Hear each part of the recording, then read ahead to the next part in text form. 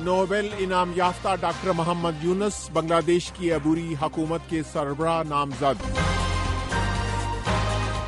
کاملا Harris نے صدارتی مہم کا آغاز کر دیا۔ مشرق وسطی میں تنازع کو روکنے کے لیے سرگرم ہیں امریکی وزیر خارجہ Blinken. Voice of America Washington سے اہم خبروں کے ساتھ محمد جلیل۔ بنگلہ دیش میں نوبل انعام یافتہ ماہر اقتصادیات ڈاکٹر محمد یونس ملک میں عبوری حکومت کے سربراہ ہوں گے۔ بنگلہ دیش کے صدارتی دفتر کے ترجمان کا کہنا ہے کہ صدر، آرمی چیف اور طلبہ رہنماؤں کے اجلاس میں ڈاکٹر یونس کی سربراہی میں عبوری حکومت کے قیام کا فیصلہ کیا گیا۔ حسینہ واجد کے استعفے کے بعد بنگلہ دیش میں کوٹا سسٹم کے خلاف احتجاج کرنے والے مظاہرین کے رہنماؤں نے عبوری حکومت کے سربراہ کے لیے ڈاکٹر یونس کا نام تجویز کیا تھا۔ ڈاکٹر یونس نے AFP سے بات کرتے ہوئے ملک میں نئے انتخابات کا مطالبہ کیا ہے۔ انہوں نے کہا کہ اگر ملک کو ان کی ضرورت ہے تو وہ اس کے لیے تیار ہیں۔ ادھر امریکہ کے وزیر خارجہ اینٹونی بلنکن نے کہا ہے کہ امریکہ بنگلہ دیش کی صورتحال کو غور سے دیکھ رہا ہے اور بنگلہ دیش میں قائم ہونے والی عبوری حکومت کو اپنے فیصلوں میں جمہوری اصولوں کو ملحوظ رکھتے ہوئے قانون کی حکمرانی کو برقرار رکھنا چاہیے۔ یہ وائس آف امریکہ واشنگٹن ہے۔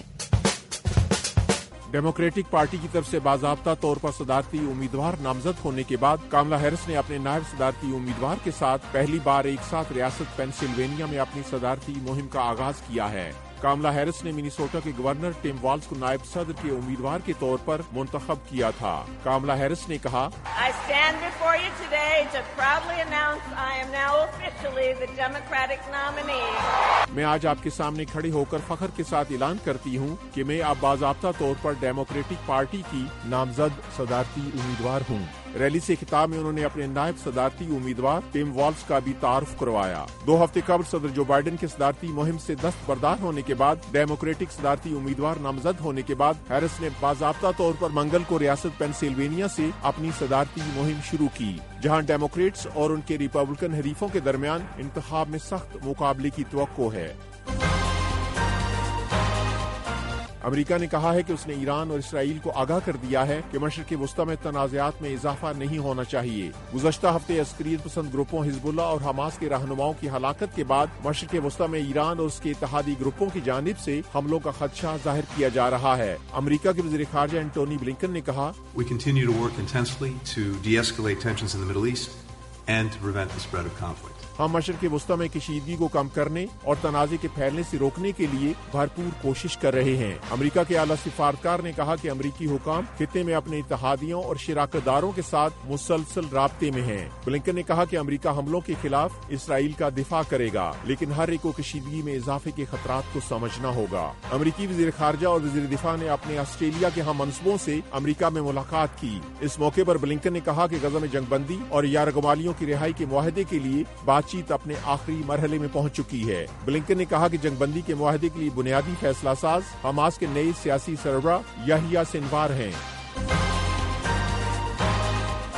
عراق میں پیر کو امریکی فوجی اڈے پر ہونے والے حملے کا الزام امریکہ نے ایران کے حمایت یافتہ عسکری گروپوں پر عائد کیا ہے۔ دوسری جانب پینٹاگون نے متنبع کیا ہے کہ امریکی فورسز کے خلاف حملوں کو برداشت نہیں کیا جائے گا۔ عراق میں امریکی اڈے پر ہونے والے حملے کے بعد پینٹاگون نے کہا کہ امریکہ اپنے دفاع کو مضبوط بنانے کے لیے مشرق وسطی میں اضافی لڑاکا طیارے اور بحری جنگی جہاز تعینات کرے گا۔ Voice of America Urdu service کا TV show view 360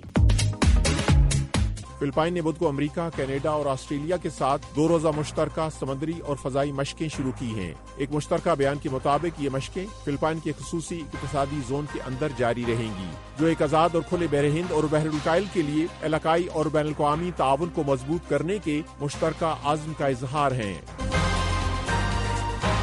voice of America Washington کی اردو سروس سے خبروں کا یہ بلیٹن اب ختم ہوتا ہے۔ میں ہوں محمد جلیل اور ایڈیٹر تھی سارا حسن۔